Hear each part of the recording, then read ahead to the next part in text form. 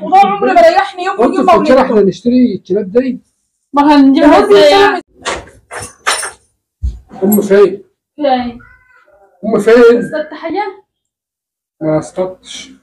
ليه؟ ام فين؟ هنزل مشروع الصيد ده سيبكم منه، مش جايب همه. اخيرا فهمت. كنت اللي كنت بقول عليه اصلا بتصلي فيها ايه؟ تصلي؟ الدبله بتاعتي، الدبله معاك، الدبله في ايدي شايف. عايز تعمل بقى ايه؟ الدبله ديت خلاص بقى انا ابيع الخمس سنانير اللي معايا دول هيعملوا يجي 1500 جنيه.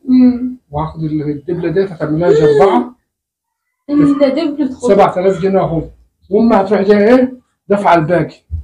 المشروع اللي انا جايبه ما يستحملش اي حاجه. ان شاء الله يجيك موز. سمعتك بتقول امي ده دخل علينا بزعبيبك ليه؟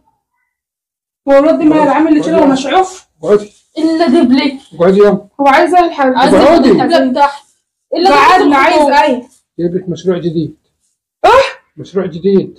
لا خوازيقك ديت ومتاهاتك ديت مالكش دعوه بيا. لا والله المشروع ده ما يستحملش تأجيل. ما يستحملش تأجيل. ما هو كل مشاريعك والله ما تيجي تستحمل التأجيل يا ابني. ما يستحملش. لا دي عادي مع نصطاد في الصيف. ده انت السيد وانا امك. عقبالي ما تبتش. ما سمعتش كلام. ده انت طول عمرك مشحتني. مش البدروم فاضي تحت؟ البدروم فاضي بس هو يحسك عنك ليك دعوه بالخاتم اللي في ايدي. لا مش عايز خاتم. عايز ايه بقى؟ مش البدروم فاضي تحت؟ 100 100. هتعمل فيه مصلحه؟ هتأجره. البدروم ده الواحد ياخد له 25 حته. بس بالايجار. ما هي بالايجار. انا بتجيبها منين؟ بص قبل ما تقول مشروع هتاخد البدروم بتاعي بالايجار. مش مشكله. 1000 جنيه في الشهر. المشروع ده هيركب له مرسيدس. ايه هو المشروع ده؟ مرسيدس. بص يا بيه مشروع عياله. قربت يا ايه؟ يا لهوي احاه عليا. هتعمل ايه؟ قربت كلاب. يا لهوي يعني الحاجه يا بنتي الحاجه اي حاجه. البدروم لو اتملى هنحطه في الشقه عندك وطلعي انتوا اقعدوا معايا هنا. امك يا سوادي يا لهوي يعني ده من السكر والضغط.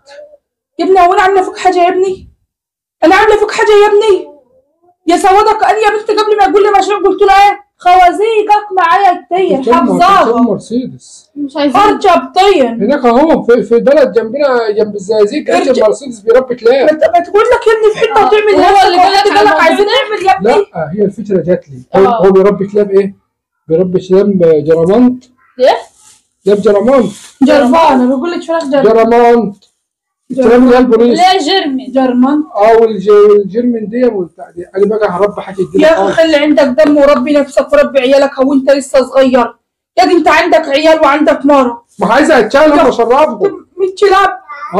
ده انا طول النهار اجيب مصاريف فراخ واسمهم في الغطان الله يخرب بيت امك. الكلاب بدات ضله دي. عارف يا ابني؟ مش الفراخ اللي ضله، مش الكلاب اللي ضله، ده انت اللي ضل وانا اللي علمتك الضل دي. الكلاب اللي في الغطان اصلك واحد ما تربيتش يا ابني ولا عندك دم، والله ما عندك دم ولا تربيت. يوم انا مش عايز اظرف الموضوع ده بالذات هعمله يعني هعمله. ما انت كل حاجه بتعملها. كلاب.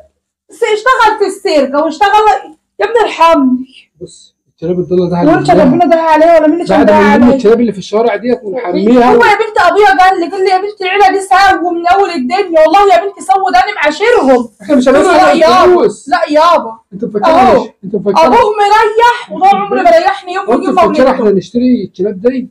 ما هنجيبها ازاي يا بنتي؟ هنسرقها؟ لا الكلاب اللي في الشوارع ديت اللي ملهاش صاحب ديت هنرميها وكل اللي هنغرمه بس هنجيب لهم شامبو. شامبو وصابون وليفه نحميهم ونظبطهم. انا بقول لك هات شويه شامبو اغسل شعري انا في حمامكم. ما بكونش عليك تديهم لي في ايه؟ يعني معايا في المشروع انا مش معايا. يا عم ايه ده انا معاك. معاك يا ابني معاك. شوف انا معاك. انت معايا ولا مش معايا؟ انا معاك. امشي من هنا يا اخي غرفه ده يا بقى. يا اخي غرفه نصيبه. اعمله يا اخي وانت حد بصلاتك عليا؟ الله يخرب بيت خدمتك يا اخي. الست خدها ابيع المكنه وهعمل. مش تعبان. ابيع المكنه وهعمل. تبيع ايه؟ ده انا هبيعك في سوق بلا دلال يا هايف.